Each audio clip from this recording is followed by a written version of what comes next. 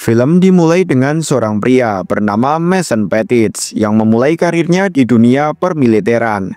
Seiring berjalannya waktu, Mason direkrut ke dalam pasukan khusus Angkatan Darat Amerika Serikat dan kemudian menikah dengan seorang wanita yang ia cintai dan dikaruniai seorang anak perempuan. Suatu hari Mason mendapatkan misi untuk menyingkirkan seorang diktator bernama Venegas yang merupakan presiden negara kecil bernama Paldonnia. Namun saat Mason diturunkan di lokasi misi, tiba-tiba helikopter yang ditumpangi teman-teman Mason ditembak jatuh oleh tentara Paldonnia. Hal itu membuat Mason menghantam tanah dan akhirnya misi pun gagal.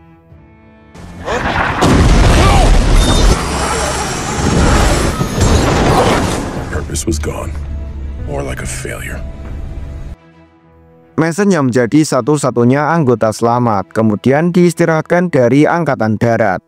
Tetapi Mason kurang senang karena sekarang ia harus menafkahi keluarganya dengan bekerja sebagai seorang pengacara.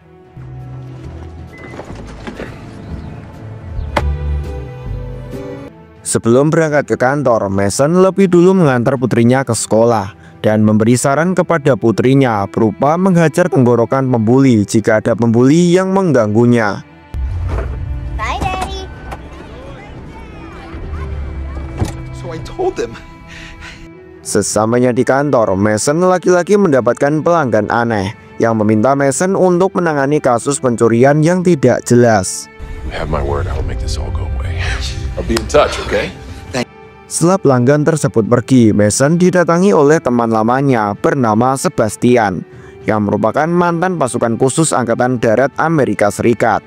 Sebastian kemudian membawa Mason ke perusahaannya bernama CDI yang merupakan jasa keamanan tingkat tinggi. Dan jika kalian ingin menyewa pengawalan ketat, maka kalian bisa menghubungi Sebastian.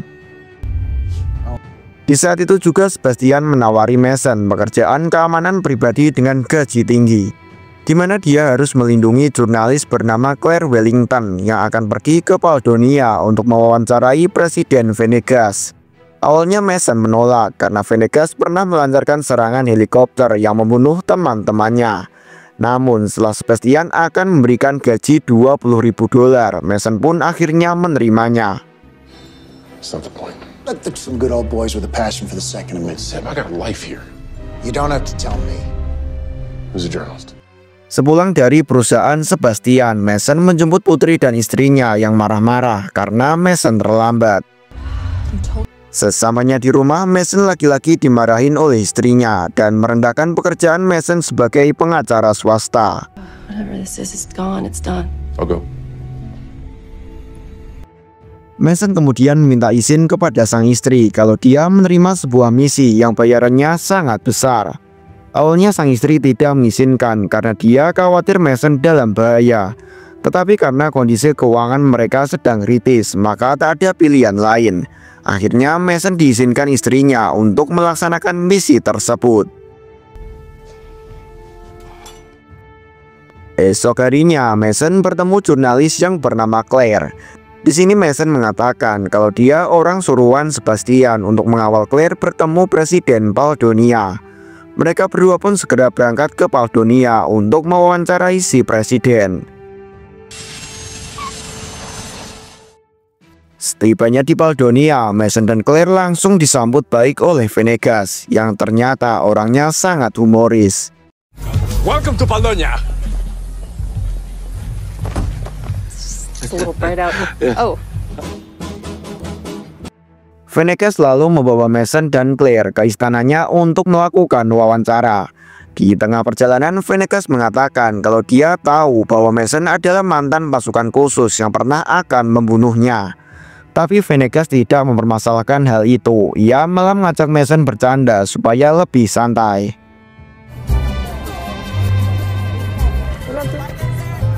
Freedom of speech is very present in Paldonnia. But let's move on, vamos.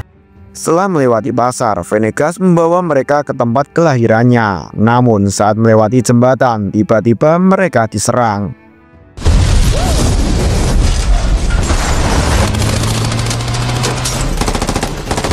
Melihat aksi penyerangan itu, Mason tidak mau tinggal diam, dan inilah aksinya.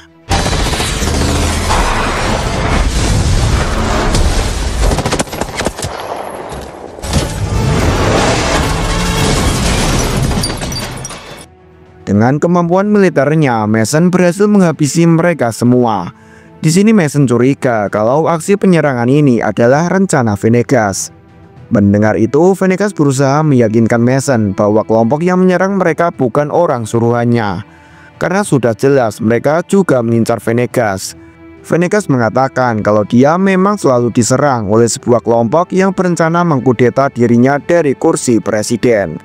Dan alasan ia bersedia diwawancarai oleh Claire adalah dengan tujuan untuk memberitahu hal ini semua kepada berita internasional. Come with me to the capital and help me protect my people. Meski telah dijelaskan, tapi Mason masih tidak percaya. Dia mengambil sebuah senapan sniper dan memilih pergi dengan Claire, sementara Venegas mereka tinggalkan begitu saja. Setelah mereka berjalan masuk ke dalam hutan, kemudian Mason menghubungi Sebastian. Dia memberitahu bahwa Claire dan Venegas tidak jadi melakukan wawancara karena semuanya sudah kacau. Dia juga meminta Sebastian segera mengirim helikopter penjemputan. Mendengar semua itu, Sebastian pun meminta Mason untuk kirim lokasi mereka saat ini. I'm gonna call some colleagues in the area. I'll get you picked up. Sit tight, we're getting picked up in a few minutes. Beberapa saat kemudian terlihat ada sebuah helikopter yang akan mendarat. Tapi ternyata helikopter itu bukan milik Sebastian, melainkan kelompok musuh yang masih memburu mereka. Mason dan Claire langsung pergi dari sana hingga terjadilah aksi yang menegangkan.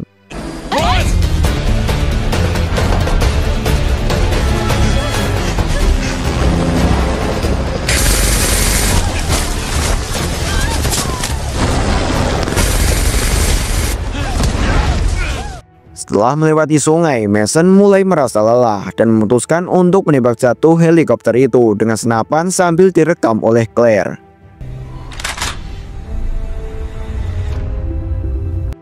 Dan hanya dengan 2 kali tembakan, Mason berhasil membunuh si pilot dan membuatnya jatuh di semak-semak. Keduanya lalu kembali lagi ke hutan, di mana di sana mereka terpisah. Karena musuh sudah dekat, Claire pun bersembunyi di balik pohon. Namun sialnya ia ketahuan oleh tentara bayaran tersebut. Di saat itu juga Mason muncul dan mulai menghajar tentara itu. Are you okay? Do you need help? Setelah membunuh tentara itu, tiba-tiba tentara bayaran terakhir datang dan menodongkan senjatanya ke arah mereka. Namun, belum sempat menembak Mason, pria itu lebih dulu ditembak mati oleh Venegas. Juanita? Point taken.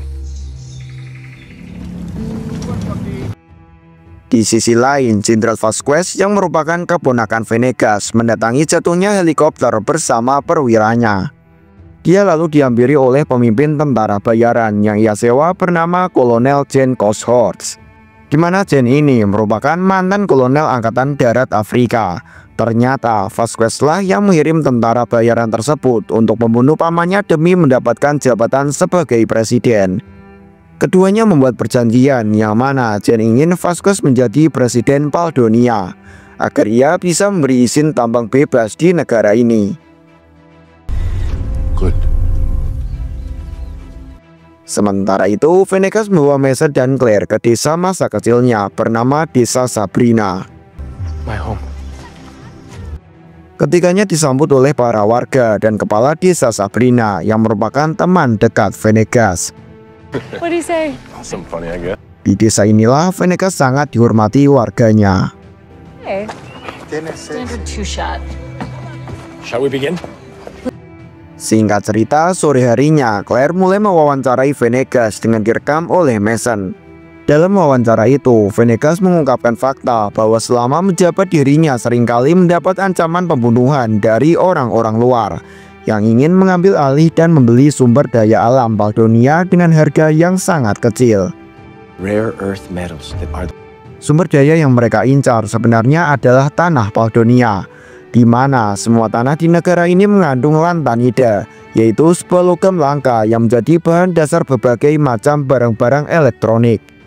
Itulah mengapa orang luar melakukan segala cara untuk menyingkirkan Venegas, dari menyebar berita palsu hingga melakukan pembunuhan. Namun tentu saja Venegas tak menyerah begitu saja, karena Pauldonia adalah rumahnya dan peninggalan nenek moyang semua warga Pauldonia. ¡Que viva Baldoña!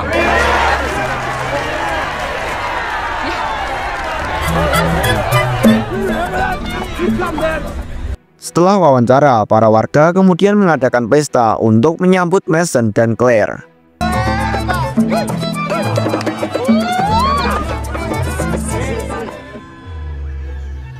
Di keesokan harinya, Mason mengajak Claire untuk pulang karena misinya sudah selesai. Namun Claire berpendapat kalau wawancara saja tidak cukup untuk membuktikan bahwa Venegas benar-benar presiden yang baik untuk rakyatnya. Hal itu kemudian dibenarkan oleh Venegas, dan ia mengajak Mason untuk pergi ke ibu kota guna memperbaiki permasalahannya dengan keponakannya yaitu Vasquez. Venegas juga menanyakan alasan Mason yang dikirim kembali ke negara ini, padahal dia sudah pensiun dari kemiliteran. Places.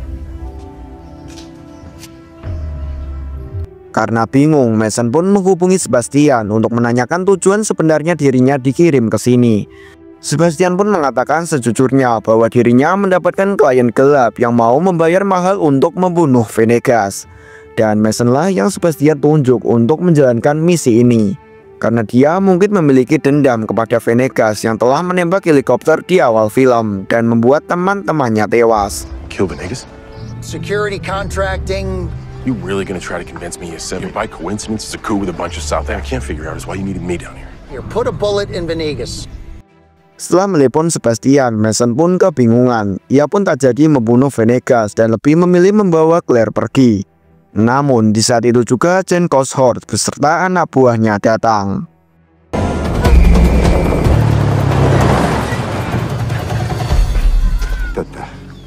Jane lalu menganiaya kepala desa untuk mendapatkan informasi keberadaan Venegas sekarang.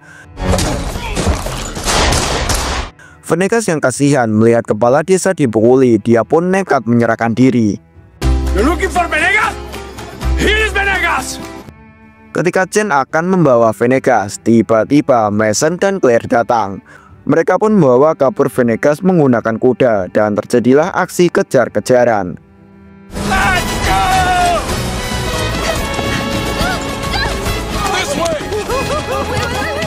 Tapi Claire yang kurang mahir menunggangi kuda, dia pun terjatuh dan tertangkap oleh Jane.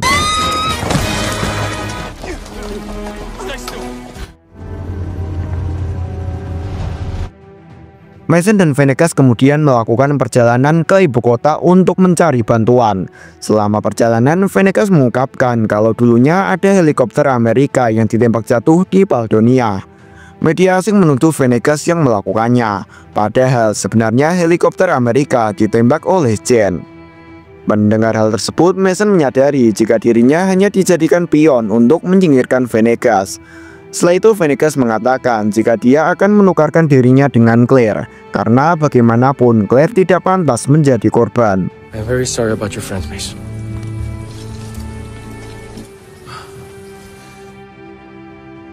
Sesampainya di ibu kota, mereka menemui temannya Venegas yang bernama Tommy. Venegas minta bantuan Tommy untuk melakukan pertukaran antara dirinya dengan Claire. Tommy pun bersedia membantu Venegas, dan saat itu juga dia langsung menghubungi Jane Cosshort untuk melakukan negosiasi. Just a petite favor, my friend. It's delicious. Singkat cerita, esok hari pun tiba. Mason datang ke suatu tempat untuk melakukan pertukaran dengan kelompok Jane. Tak lama Jane datang bersama anak buahnya dengan membawa Claire. Jane mengatakan kalau dia akan melepaskan Claire asalkan Venegas mau menyerahkan dirinya. Tak disangka Venegas datang bersama para warga hingga terjadilah kekacauan.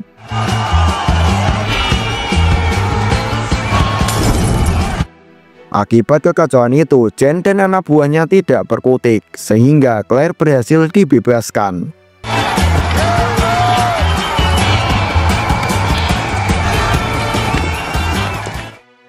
Sebelum pergi, Venegas meminta Claire untuk melakukan siaran langsung di Istana Negara, supaya dia bisa menjelaskan semua kejadian yang sebenarnya kepada awak media. Mereka kemudian pergi melalui pintu rahasia yang sengaja dibuat Venegas untuk menghindari rencana pembunuhan.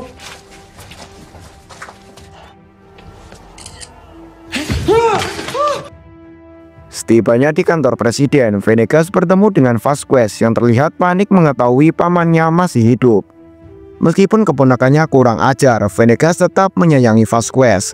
Venegas membujuk Vasquez supaya ikut bersamanya daripada bekerja dengan orang luar. Dan akhirnya Vasquez mau berpihak kepada pamannya.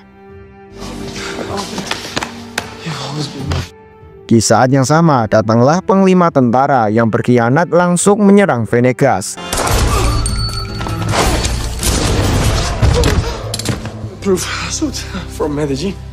Dan akhirnya panglima berhasil dihabisi, tapi Vasquez harus tewas akibat terkena tembakan.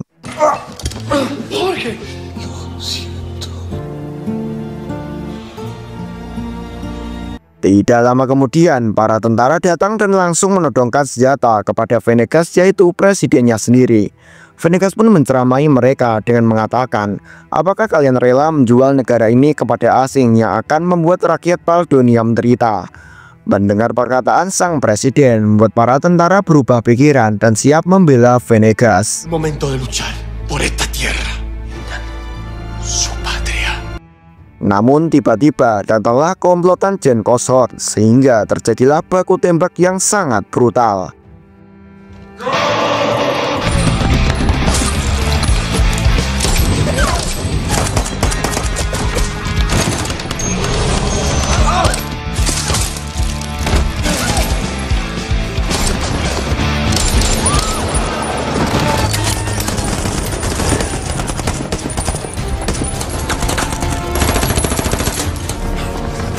That way we...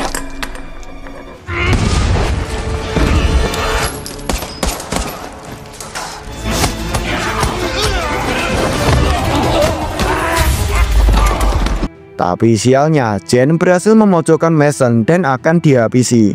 Dan untungnya Claire datang menyelamatkannya.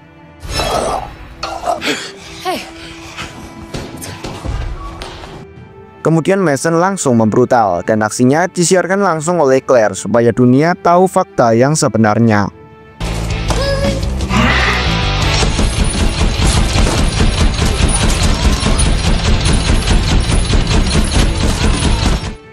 Tanpa diduga, Mason dikejutkan dengan pasukan Sebastian yang tiba-tiba datang membantunya.